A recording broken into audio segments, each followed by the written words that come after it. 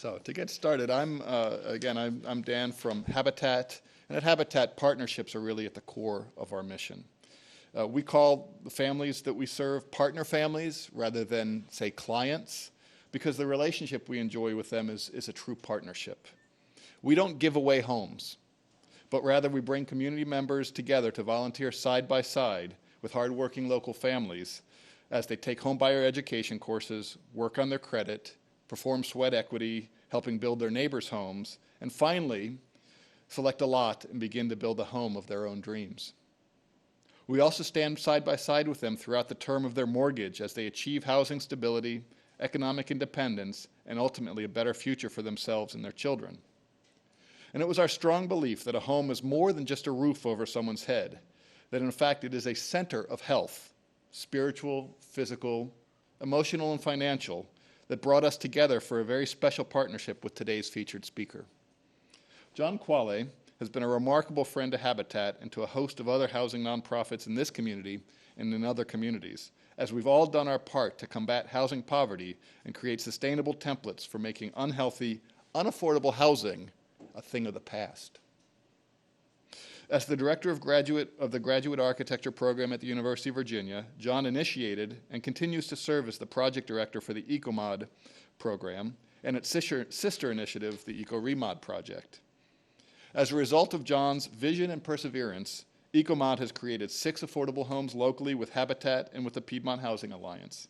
Additionally, ecoReMOD has renovated 3 homes in partnership with the City of Charlottesville and Falmouth Heritage Renewal in Falmouth, Jamaica. This year, ecoMOD will complete 4 more units for Southside Outreach and People Incorporated in South Boston, part of this state that's in desperate need of some attention to its aging housing stock. What John's team does is remarkable. In the case of the partnership with us, with Habitat, John oversaw a group of architecture students who designed and built a modular, zero-energy, affordable home, powered by a solar array and heated and cooled by a geothermal heat pump. Even more impressive is they built the home off-site in a hangar at the UVA airport in Milton, and then transported it in 3 modules, and then along with volunteers, assembled it on site in one remarkable September day.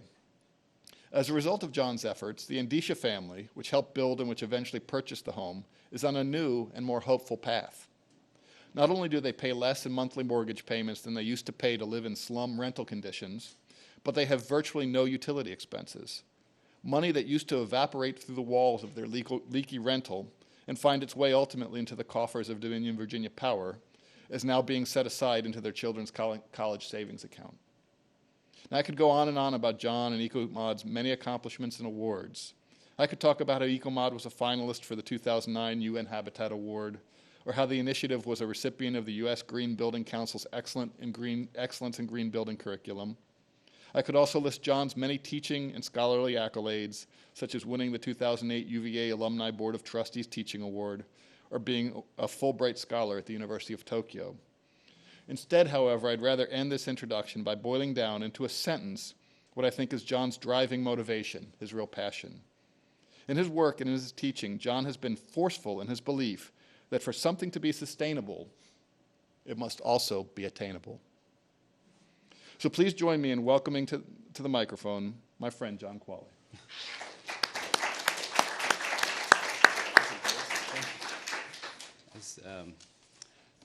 It's always a very odd experience to hear yourself introduced and think, I'm not that good. Thank you very much. It's an honor to be here. It's an honor to have Dan introduce me. It's an honor to see one of my very best students here in the audience and to be able to speak with you this afternoon. What I'm going to try to do today is talk a little bit about the book and inherently therefore talk about the project that is behind it and what our intentions are, how we do what we do, and why we do what we do. I think it's really important to kind of acknowledge that the effort is a complex one, and the intentions, I think, are very good, and the results are always to be determined and measured through the actual occupation of the buildings. I come from a place in a discipline where I love my discipline, but I know that there's a lot of architects out there who are very good at self-promotion and very good at talking about how whatever brilliant idea they come up with is going to change the world and everything is going to be perfect. And I think it's much more important that what I teach to my students in all the disciplines that I teach, that they speak with confidence, but they also speak with humility.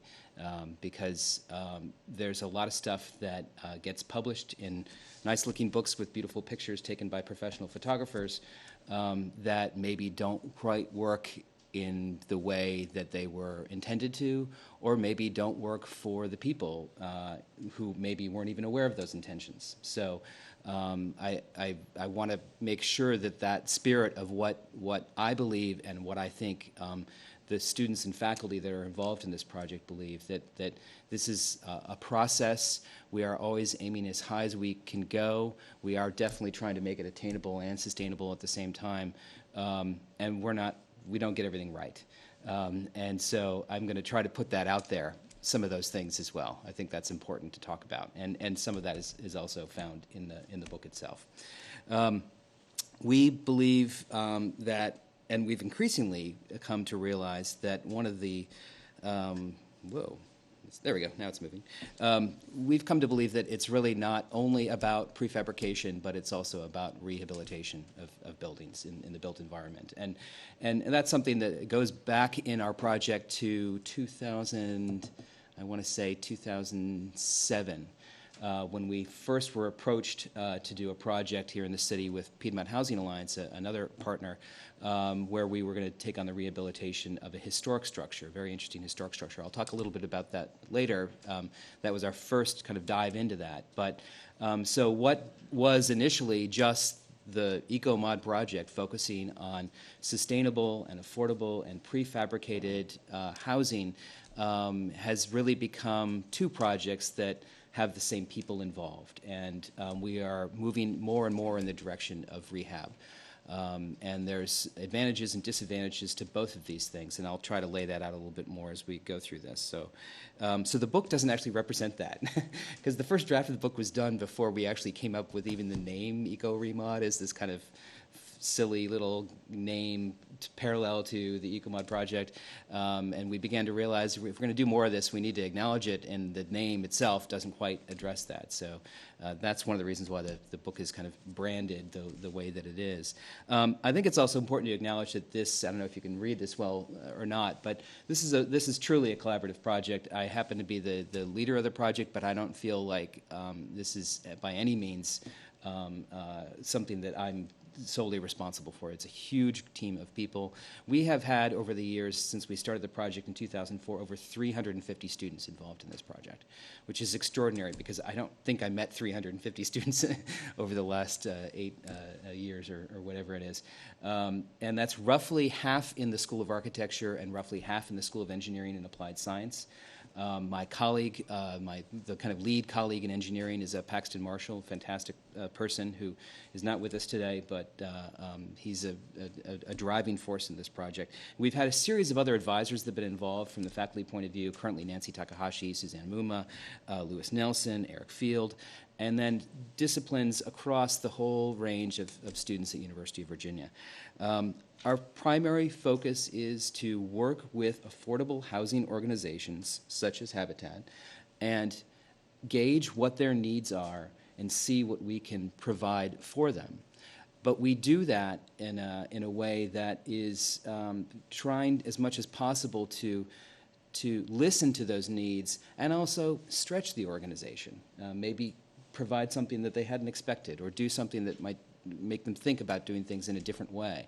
And I think for every partnership we've had some things that we feel like there has been an impact on the organization, and hopefully a positive one. And so that's a big part of this. I firmly believe in that form of education. So leading into that, let me explain how the book is broken down. It's basically, there's two parts to the book. One is more text-based. It's the principles section where I kind of lay out what the primary themes of the book are. And obviously the title of the book gives some of that away: sustainable, affordable, prefab. Rehab doesn't appear as an actual chapter name in there, but it is mentioned and threaded in towards the end of the book. In addition to that, the issue of design and